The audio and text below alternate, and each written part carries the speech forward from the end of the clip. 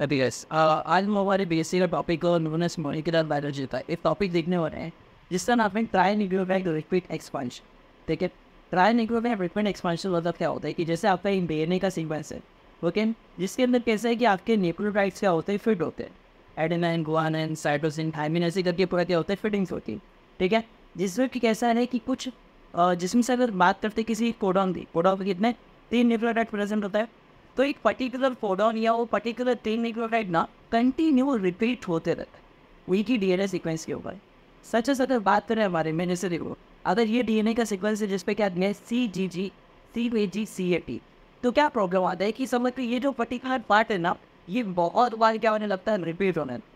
ठीक है, तो इसमें क्या बोला जा रहा है कि ट्राई न्यूक्लियोटाइड मतलब 3 न्यूक्लियोटाइड का कंटिन्यू रिपीटेशन हो रहा है और डीएनए लेंथ के ऊपर पूरा इसका एक्सपांशन है। दैट्स वाई इस टॉपिक का नाम दिया गया आपको tri nucleotide repeat expansion. Okay, इस टॉपिक के अंदर हम क्या पढ़ने वाले हैं कि जनरली म्यूटेशन कॉज होता है। ओके, म्यूटेशन कॉज होता है इसमें क्योंकि आपका कोई भी डीएनए सीक्वेंस है अगर कुछ चेंजेस आ रहे तो मतलब क्या होता है, आपको म्यूटेशन,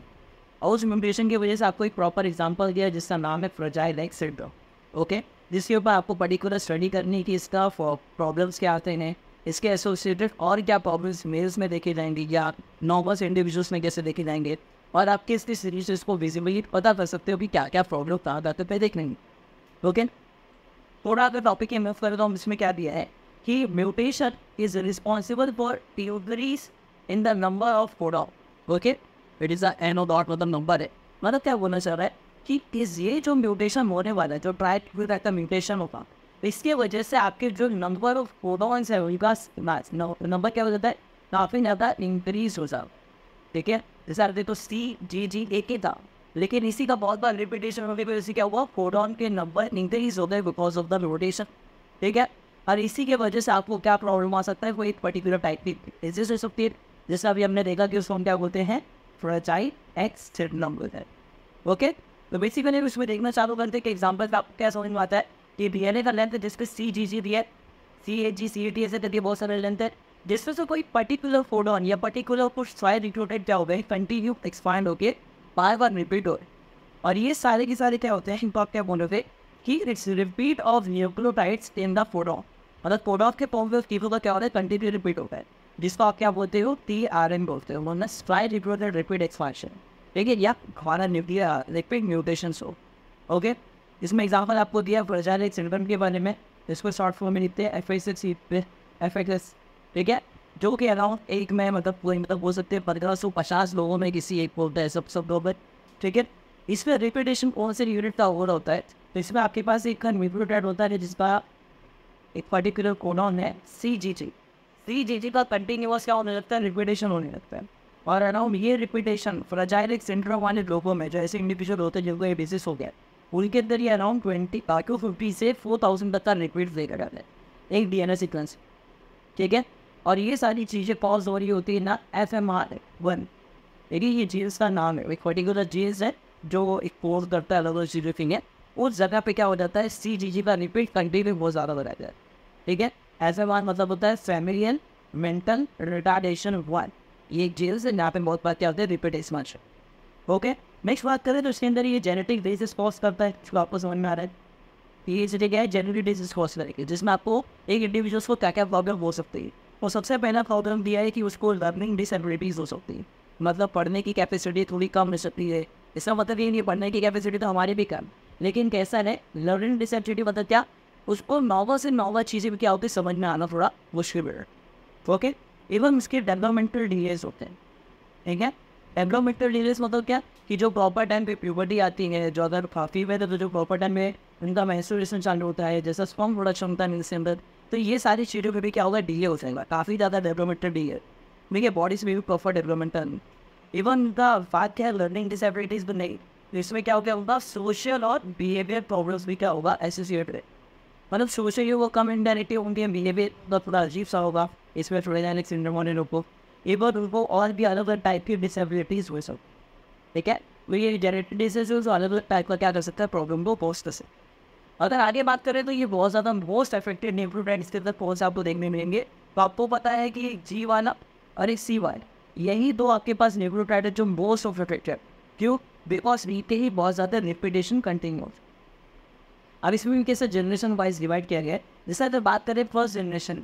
ठीक है, अगर फर्स्ट जनरेशन में बात करते हैं तो जो CCTGG का नंबर होता है, अगर अराउंड कितना है 40 के पास में है तो वो नॉर्मल सा म्यूटेशन, बहुत ज़्यादा हार्मफुल कॉज नहीं कर सकता, इतनी सारी प्रॉब्लम्स नहीं आती, ठीक है। लेकिन अगर वही सेकेंड जनरेशन में अगर ये चीज़ ट्रांसफर होती हो तो नंबर इंक्रीज हो जाता है 40 से 90 तक, जिसको हम प्री म्यूटेशन भी कहते हैं। क्या कहते हैं? Pre mutation.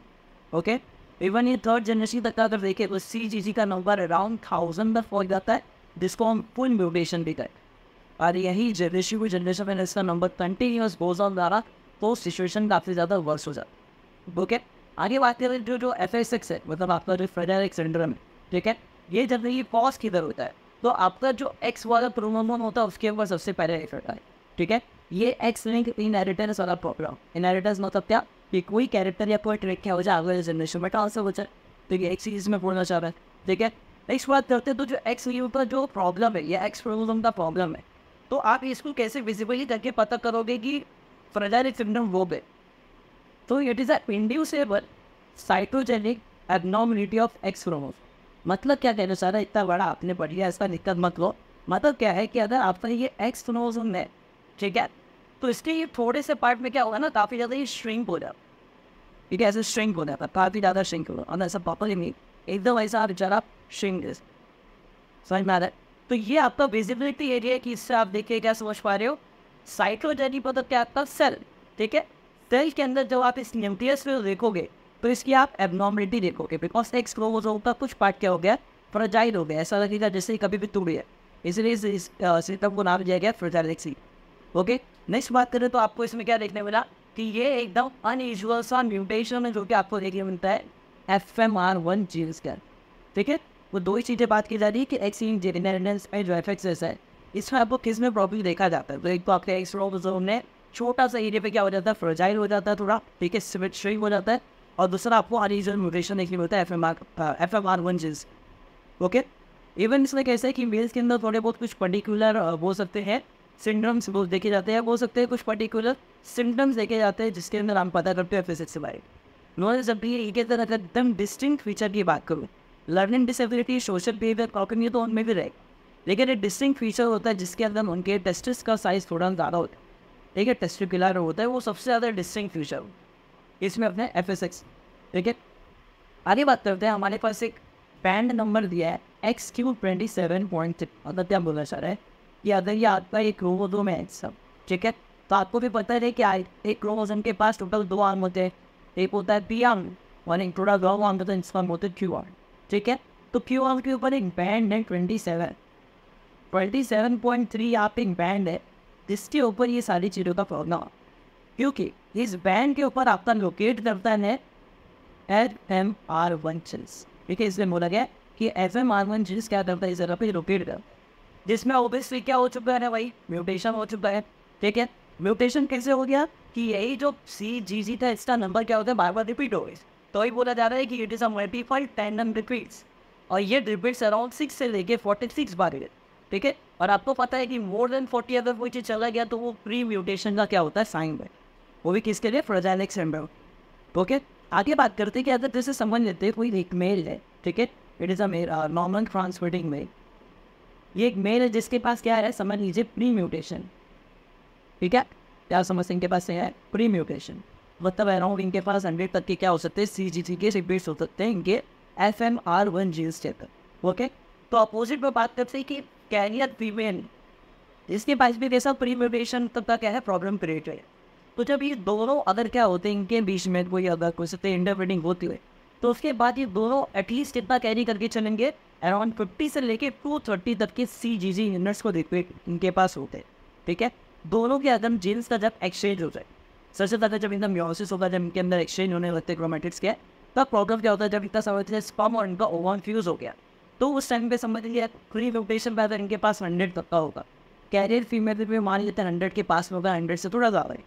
तो प्रॉब्लम कैसा होता है कि उसके अंदर चीज़ें थोड़ी बहुत एम्पलीफाइड हो जाती है,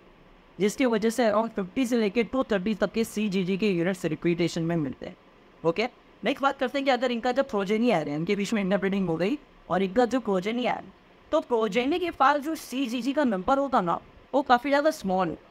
CGG नंबर है स्मॉल जीन्स, ठीक है, ये जो नंबर है ना ये काफ़ी ज़्यादा कम है वार्ड में,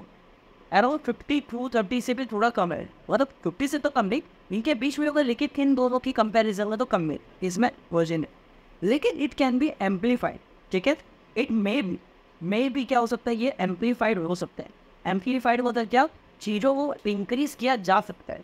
अब रिजल्ट क्या होगा, अगर एक बार गलती से भी अगर जो प्रोजनी है उसके अंदर ये सब चीज़ें एम्पलीफाइड हो गई तो प्रॉब्लम क्या है, इसका रिजल्ट क्या होगा कि उसको मेंटल रिटार्डेशन का प्रॉब्लम हो सकता है, ठीक है, क्योंकि एफएमआर का मैंने आपको फुल फॉर्म क्या बोला, फुल फॉर्म जैसा फैमिलियर मेंटल रिटार्डेशन, मतलब फैमिली की वजह से ऐसा कोई मेंटल प्रॉब्लम आना जिससे से प्रोजेनी में इफेक्ट पड़े, जनरेशन पर जनरेशन इफेक्ट पड़े। तो वही चीज़ बोला जा रहा है कि पहले तो दोनों के पास जो पूरा टोटल सीजी का यूनिट 152 का था,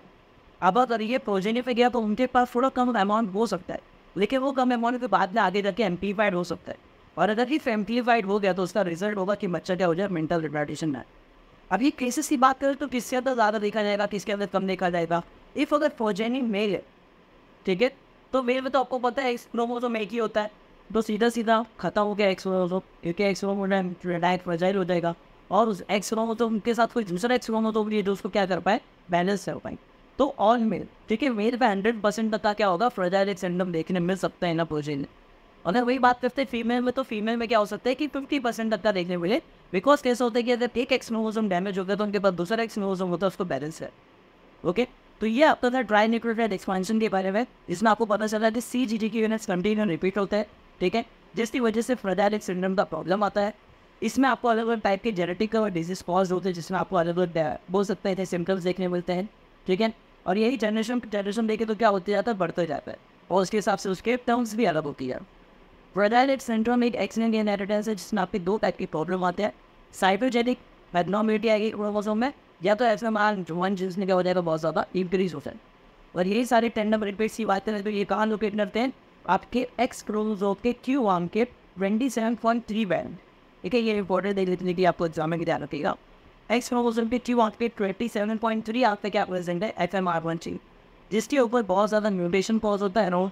6 से 46 तक के रिपीटेशन होता है, जिसकी वजह से आपको फ्रजाइल एक्स सिंड्रोम प्रॉब्लम आता है। और अगर आप क्रॉस करके पता करते हो प्रोजेनी में क्या होने वाला है, तो आपको समझ में आता है अगर एम्प्लीफिकेशन हुआ तो मेंटल रिटार्डेशन का प्रॉब्लम।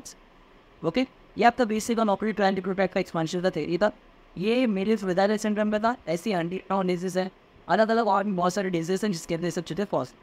ओके, ऐसे में अपने आगे की भी बेसिक की कुछ स्पेसिफिक टॉपिक्स के बारे में लाते रहेंगे, आप हमारे साथ बन। Okay, thanks.